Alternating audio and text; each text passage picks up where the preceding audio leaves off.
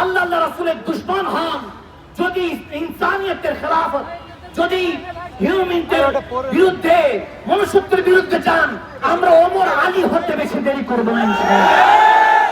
থেকে কারবালা পর্যন্ত ইতিহাস উঠে দেখেন, মুসলমান কোন কিছুর বিনিময় তলোয়ার অস্ত্র দিয়ে যুদ্ধ অর্পণ করে নাই। মুসলমান হাত দিয়ে সমস্ত যুদ্ধগুলি অংশগ্রহণ করেছে, হাত দিয়ে আমরা বিজয় দাপন করেছি। এই জন্য আমি অতি আতিথ্যের সাথে সুন্নি মুসলমান জনতার পক্ষ থেকে আমরা জানাতে চাই, মাওলানা রইসউদ্দিন এর মব হত্যার তদন্ত করে সুষ্ঠু বিচারের দাবি আওতাধীন এনে এই বিচারকে সমাপ্তি দিয়ে আপন সুন্নি মুসলমানকে মনের শান্তি দেওয়ার উদাত্ত আহ্বান জানাচ্ছি।